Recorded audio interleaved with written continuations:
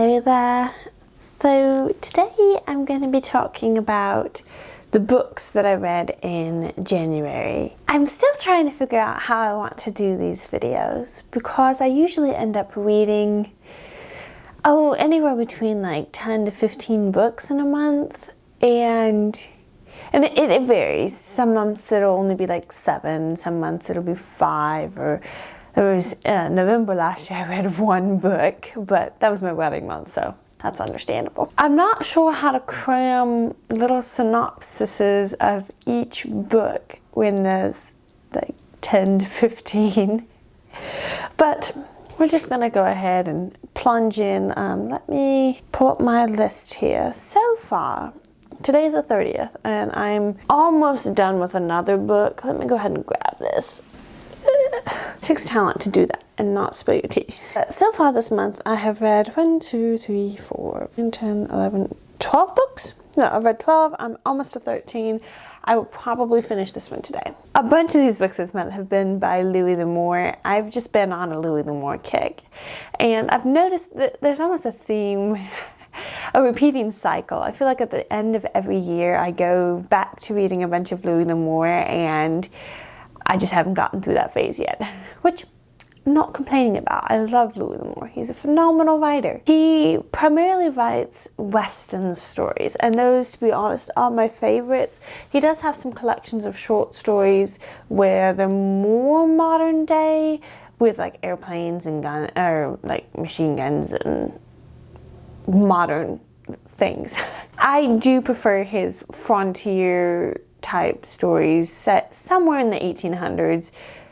About some of them are a little bit earlier in time and some of them are a little bit later, but in that specific century, the 17th century, I believe, the 1800s, you get the idea. And he writes just phenomenal stories. They're pretty easy to read. The characters are like, and the dialogue is pretty snappy, and his descriptions of the frontier and land and mountains and trees and valleys and these people that were just looking for a bit of land and a home. Like, that was it. That they were so satisfied with such simple things. I love it. I love his portrayal of women. I love his portrayal of men. I love his portrayal of Indians.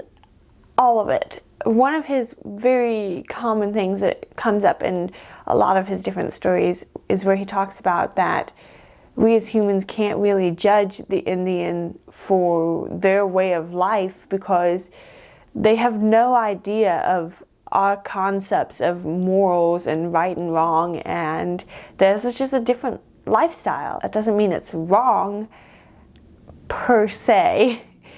It's not really right regardless for anybody to go around murdering people, but if you don't have that concept in your head, like, if you don't know that as wrong, we can't basically put our ideals and morals onto the Indians. And I love that. That is such a positive way of looking at it, because so often you hear either one way or the other. Either the Indians were all evil and the white men were saints, or the white men were all evil and the Indians were saints.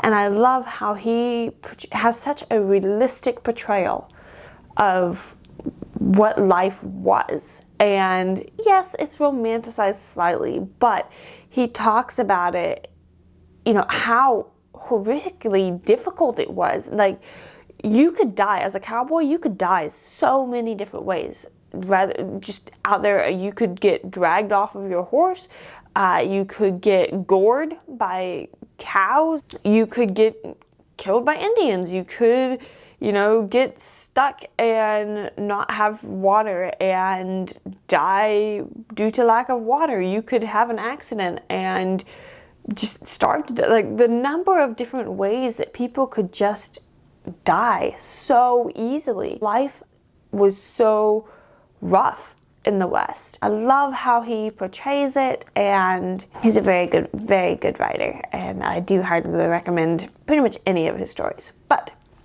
I'm getting sidetracked. A lot of the ones of his that I read this month were collections like this one, which I am also currently working through. I might be reflecting a little bit. It's collected short stories of Louis L'Amour. This one is volume 7, the Frontier Stories. I don't know how many volumes there are, but this month I read volume 1, volume 5, volume 2, and I'm reading volume 7. And they're all really good. The short stories, some of them are a little bit longer, but they're usually just a few pages long, and they're really fun to read. I really enjoy it. I read those. Let's see, what else? The other two, well, I did just finish Tucker, which is also by Louis L'Amour. I need to see if I can wash that off. But I just finished this one yesterday, and it was so good. I really enjoyed it. And this one in particular is about a young man who, he and his father are coming back from Texas, or going to Texas after selling cattle in a cattle drive. They had such a hard time getting the cattle through, but they basically have several $1,000s they are taking back to Texas to their neighbors and people, because the cattle that they took were all of theirs. And on the way back, the main guy, you get to find out I think his real name is Edwin, but everybody calls him Shell Tucker. He's like a 17-year-old kid in the beginning, and he gets all hoity-toity with his dad. He gets mad, and he rides off and leaves his dad alone. And then he kind of comes to his senses, and he's like, okay. And he goes back to his dad, and he finds out that his dad's horse bucked him off, and his dad's leg is broken. And not only that, the horse that had the saddlebags with all of the money for all of their friends and neighbors in Texas has run off, and they go to find it, and somebody stole it. So Shell goes and he finds 3 people, and 2 of them are these kids that he'd been hanging out with back in Texas, and they'd all kind of been glamorizing and talking about being outlaws and bandits and those sorts of things. And they have joined up with this other guy, Bill. I don't remember his last name. I don't know how to pronounce it. Well, I kind of remember it, but I don't know how to pronounce it. Who is more of a big bad outlaw, sort of. And so Shell's like, hey, give us our money back. And they're basically like, no, we found it. We're keeping all of the money. So then he and his dad, Shell and his dad, go after them, but then his dad ends up dying. Like, he dies because of the broken leg, gangrene set in, and he was older. So then Shell Tucker spends the next, like, really long while hunting down these 3 outlaws who have stolen their money that the families back in Texas so desperately need. And it's really good. It is so good. I wrote down so many quotes from this book. I loved it. It was, I started it and finished it in the same day. So it was a really good read. His books are usually pretty quick reads. They're not particularly lengthy. Like, this one was 165 pages. So they're not super long, and it's so easy to just read through it because you're like, what's gonna happen next? Let's get off of the Louis L'Amour bandwagon and talk about a couple of other ones. Earlier this month, I tried reading, I can't remember what it's called. It's like The Flying Castle. It's a book by Diana Wynne Jones. I can never remember if it's Diane or Diana, but it's Diana Wynne Jones, who wrote Howl's Moving Castle. Phenomenal book, highly recommend it. And also the movie that is based off of it, very good. And I've wanted to read the 2 sequels for quite some time. So I started reading the other one, and I don't remember the title of it. I'll put it on the screen down here. I just couldn't get into it. It was kind of like, I don't know. It wasn't anything to do with Howl or Sophie, and it was just kind of boring. So I didn't finish it. Yeah. But I did read the other one, which is called The House of Many Ways. It was really good. It was really funny and entertaining. It was about this girl that's named Charmaine. And so everybody calls her Charming. And she's like, no. She's been very protected by her mom and dad, and she doesn't really go out and do much.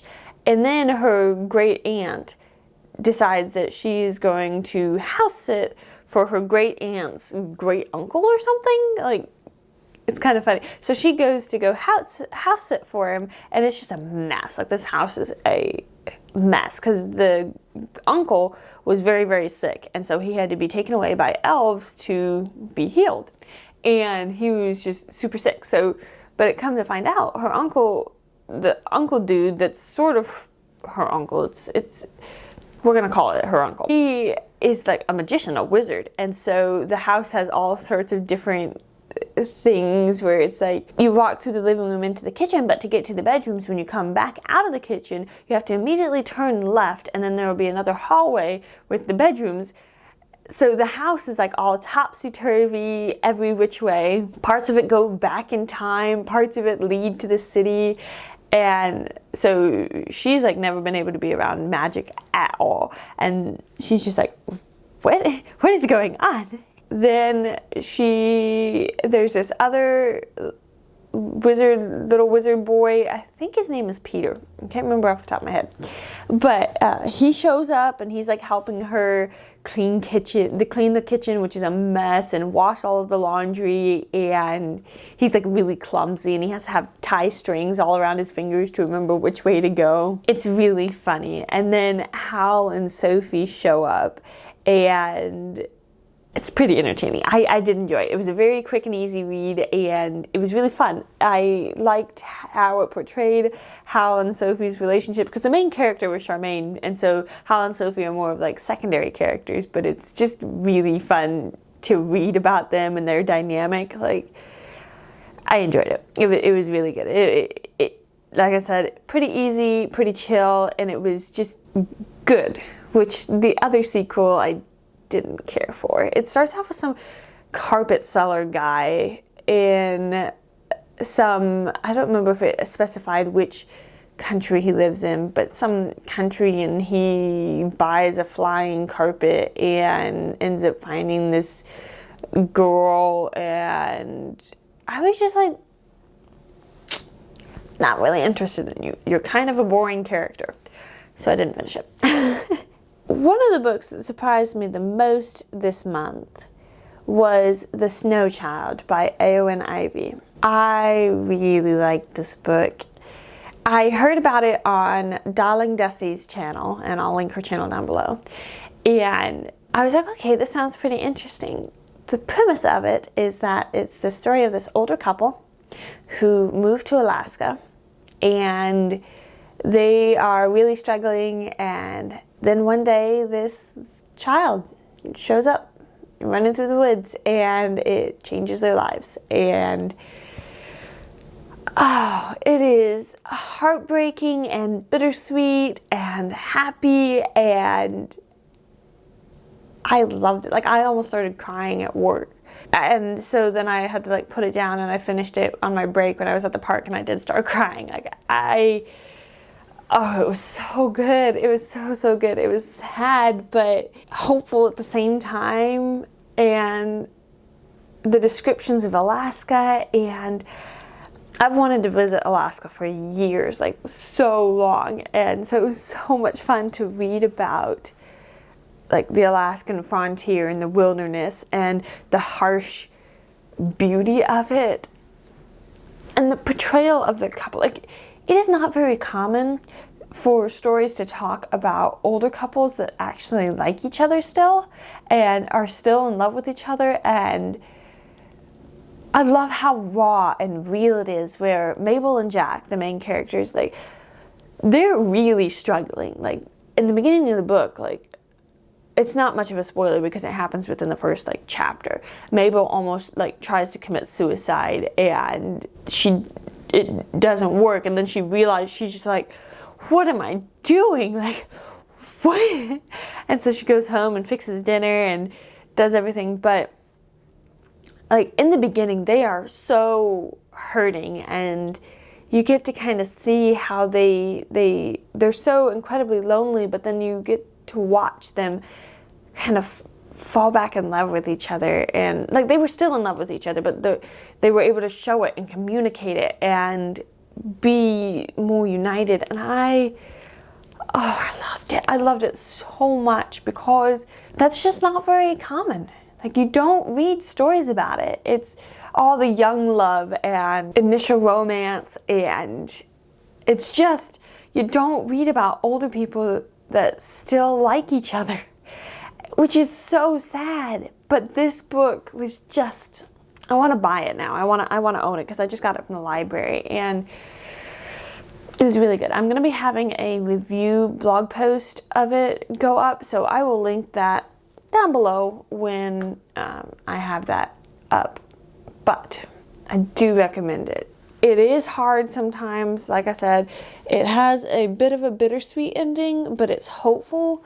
So yeah, I don't know. I really liked it. It was so beautiful. It was like heartbreakingly beautiful. But Snow Child by A.O. and Ivy, thumbs up. Like, it was a good book. One of the new authors that I tried out this month was Georgette.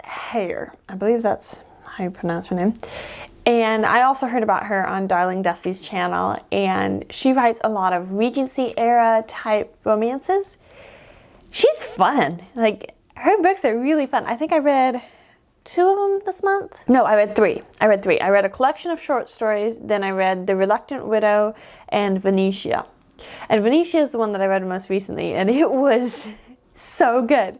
It was really entertaining. Like, the dialogue was so snappy and back and forth, and Venetia is a 25-year-old woman, and she's got a younger brother who is kind of a cripple. He's got a issue with his hip, so he walks with a pretty significant limp, and he can't do a ton of like really active stuff, so he reads books, and he's very smart, very intelligent. And then their older brother, a soldier, and it's set in England, Regency era England, and her older brother, I think his name is Conroy. The youngest brother is Aubrey.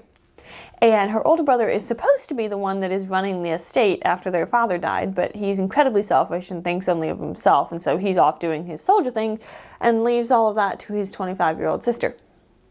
And it works out because she's a very independent, not typical, subdued woman. She's like, she was never allowed to really go around out and about in society, and so she just kind of developed her own character, and she's very independent and just kind of likes to do her own thing. She'll go for walks without chaperones, and yeah, she like runs this estate. She does a phenomenal job at it. And one day, the local rake, if you will, the wicked baron, the guy that the neighborhood all talks about, who's terribly scandalous, he bumps into her while she's picking blackberries on his property, because he's always off doing his own thing, and their properties are adjoining, and so she's picking blackberries, and so he just like shows up and like kisses her, and that's how they meet. It was really, really fun. It wasn't just your typical, I don't know, rake, like, how do you describe it? Smutty romance? Like, that's the thing I enjoy about Georgette Heyer, is she's kind of in the same vein as like Jane Austen or Charlotte Bronte, but a slightly easier, I guess you could say, style of writing. And it's really funny because there's some words that she uses, like quizzing. She uses quizzing a lot, where it's kind of like you're making fun of somebody, you're teasing them, and just the way that she writes in her language, and particularly this book, which was just so snappy and back and forth, and the relationship between the different characters, like not just Venetia and the rake, Lord Demerel, I think his name is. I don't remember off the top of my head.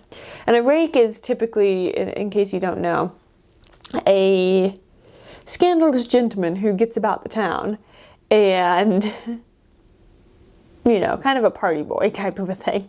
But this particular fellow, he ran off with a married woman who was significantly older than him, and that was how he kind of got his notoriety. It's a really fun story. So that was Venetia, and then The Reluctant Widow is about it's a comedy of errors where, what was the lady's name? I don't remember the main character's name. I don't remember. Anyway, she is trying to find she's coming to this smaller town to start a governess position, and it ends up that there's a mix-up, and there's she gets into a different carriage because she assumes, like, they're like, are you the one that answered the advertisement? She's like, yeah, that's me. So then she gets taken to this kind of dilapidated, like, not very well taken care of manor house, and there's this gentleman, and he's just like, okay, so you're here to marry my cousin. She's like, what? What is going on here? And it turns out that he had advertised he's trying to get his cousin a wife so that he won't inherit his cousin's position, because he doesn't want it at all. And through the whole thing, like, she ends up marrying the cousin, so then she's a widow because the cousin ends up dying very quickly at the beginning of the book. And it goes from there. Like, there's this whole plot and spies and intrigue, and it was pretty entertaining. I quite enjoyed that book. And then Snowdrift and Other Stories was a collection of short stories, which was cheesy as all get out, but really fun to read, because basically every one of them was some damsel in some type of varying degrees of distress, and then it ends up that this very rich and wealthy duke or baron or whoever would fall in love with them and want to court them and marry them. So it was very incredibly cheesy, but it was really enjoyable to read anyway. Okay, so let's see here. What else did I read? I've talked about all of those. I did also read The Warrior's Path by Louis L'Amour, which is one of the books in his Sackett series, and it's about Kenring Sackett. And it's a really cool story, because basically there are these horrible men that are kidnapping girls from the Puritan colonies and taking them to Cuba, I think that's where you're taking them, and selling them as slaves and other things. And Kenring Sackett decides to go after them because these guys had kidnapped a couple of girls from this colony that were, one of them was his sister-in-law's sister, and the other one was Diane Macklin, who nobody in the village really cared for because she was like 18 and not married and kind of did her own thing and learned about herbs and plants, and they were all kind of low-key calling her a witch, so they didn't really care about her that much. And so he and his brother Yance go after them and rescue these girls. And so then Kenring decides to go after the people that are doing this, because he's just like, this is wrong. Like, this is wrong on so many levels, and they cannot get away with it. So he just like goes after them, and there was all these adventures and sword fights, and it was jolly good fun. And then I think I'm on to the last one. This one surprised me. Gaston Leroux? I'll put the name on the screen. He actually is the author of the Phantom of the Opera book, which I did not realize was a book, which inspired the Broadway play and then the movie with Emmy Rossum and Gerard Butler. And I've seen that movie several times. My sister and my mom ended up really liking it, so we watched it probably 5 or 6 times or something. And so I'm very familiar with the music and all that. I didn't realize there was a book. Like, it makes sense to me now, because probably 99% of movies or TV shows or things are based off of books or poems or word of mouth stories. Like, they're all based off of something, because to be honest, in this day and age, there's nothing really new coming up. There's just new ways of retelling the same story. So I was at the library one day and I was like, what?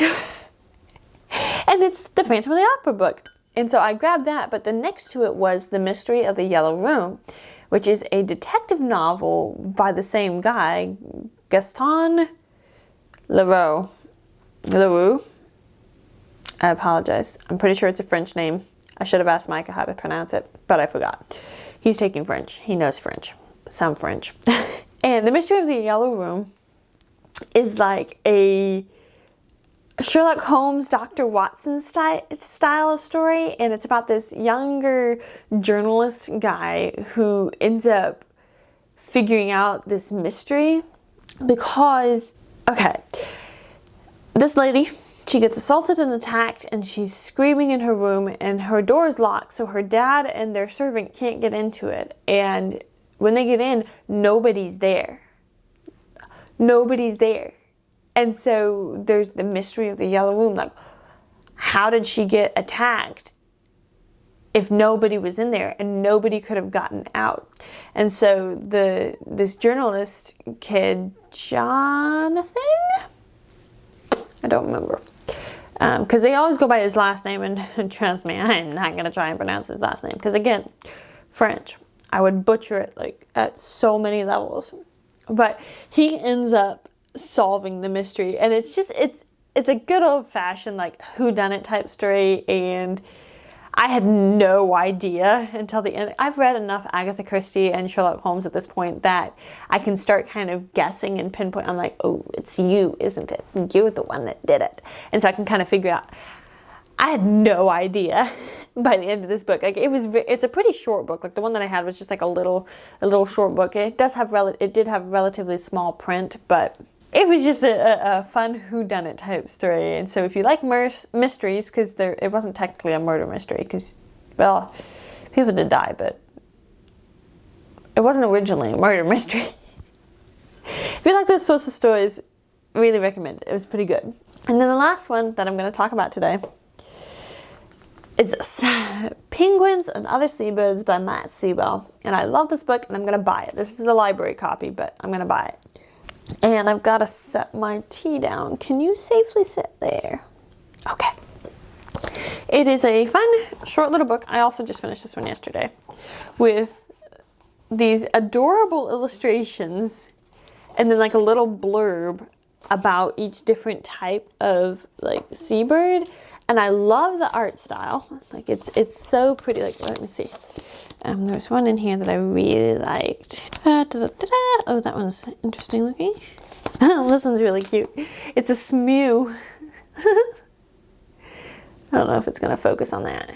But the art style is really pretty. And it's just little tiny blurbs on each of these different type of birds. Like, this one's really cool. I like this one. It's a very short, fun little book. It kind of gives you some information on different ones. Also, look at that. Like, this is the color schemes, the artwork. It's a nice, sturdy little hardback. And I randomly picked this up on a whim. I think I was looking at something on the library website, and it was a recommended book. And I was like, I am intrigued. Yes, please. And I got it, and I was just like, oh, it's so cute. Like, look at the little birds. It was just a fun little random nonfiction book. So if you like birds and penguins and things, this one's pretty fun. And also, I think it would be really fun for like little kids to read, because it's just, they're so cute. Anyway, that's the last book that I have for you today. I'm pretty happy with the books that I've read so far this month, and I'm hoping to read some more. I'm hoping to come out with a 3-month type of a TBR list, because I've realized I don't really have enough books to do it like per month for a TBR, and I kind of like the freedom of just randomly reading whatever book strikes my fancy. But for the year, I do have a few books that I want to read this year, sometime this year. So at some point, I'm hoping to do some type of a TBR 2021 TBR video thing. But if you have any recommendations for favorite books or authors or things like that, put them down below. I really like kind of discovering some new authors. I've typically been pretty, how do you say it? Like not narrow-minded, but a specific selection of older style books. And I'm realizing more and more that the reason for that is that there is a specific type of writing that I enjoy and character development, and I'm still figuring out exactly what that is. But if you have any favorite books, I'm always up for more recommendations, so put them in the comments down below. And if you read any of these books, or if you have read any of these books and you have some thoughts or opinions, I will happily discuss them with you. And that's it. I hope that you all have a lovely, wonderful, wonderful day, and I will see you on the next one. Bye.